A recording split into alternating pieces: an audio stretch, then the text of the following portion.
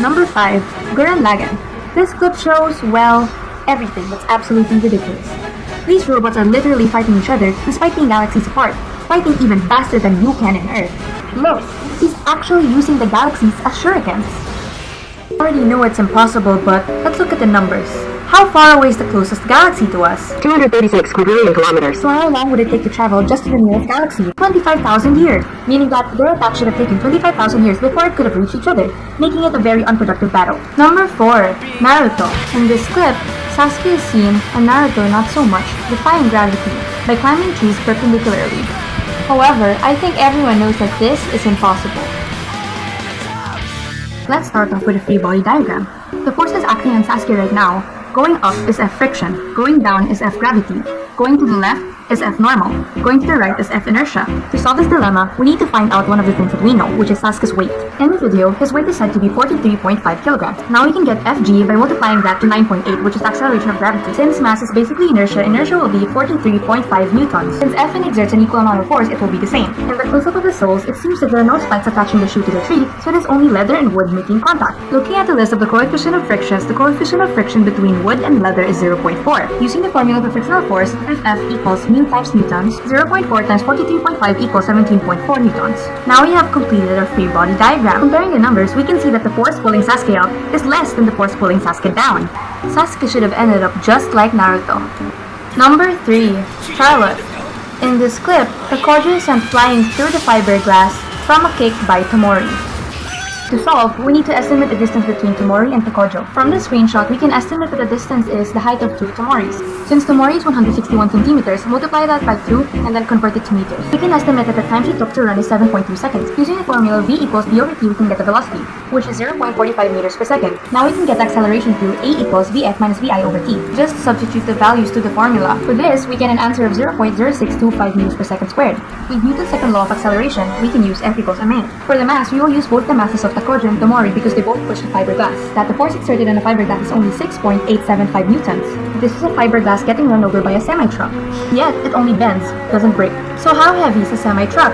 It only got run over by one wheel, so that's 17k pounds, or approximately 7,711 kilograms. Substituting that for m in the formula, the force exerted by a truck is 75,568 newtons. That's 11,000 times more than 6 newtons. Yet, it wasn't able to break the fiberglass. With a force of 6 newtons only, this should have happened instead.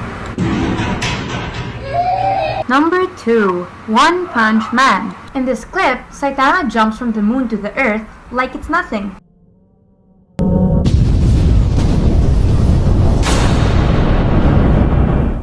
Saitama jumped in approximately 12 seconds. The distance to the earth from the moon is 384,400,000 meters. Which, if you didn't know, is far. Like 12 years far. Years! Since he starts from rest, the velocity initial is 0. What is the acceleration? Using one of the kinematic equations, d equals vi times t plus 1 over 2 times a times t squared. This gives us 3844, a lot of zeros, equals 0 plus 1 over 2 times 8 times 12 squared. With this, we get 5,338,888.9 meters per second squared. Meanwhile, 88.26 meters per second squared in 7 seconds is the maximum limit for humans before they die. Number 1. One Punch Man. Again, for the last time, I hope. In this clip, Saitama gets kicked to the moon, but he doesn't sustain any injuries.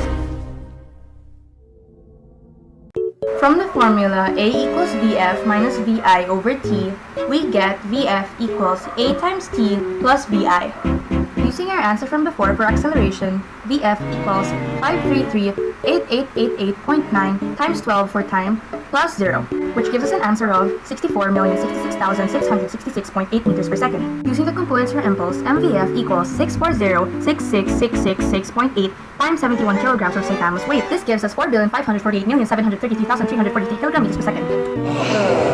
Since he starts from rest, the velocity initial is 0, which makes it 0. Using one of the kinematic formulas, d equals vf plus vi times t. In this screenshot, his knees are bent, so by estimation, the crater is around this height. Looking up body proportions, the ratio for this height is 0.37. Multiplying that to his height, we get 64.75 centimeters, or 0.6475 meters. Now, we need to find out the time it took for him to stop, substituting the values in the equation. This gives us 1 point a lot times 10 raised to negative 8 seconds, which is super short.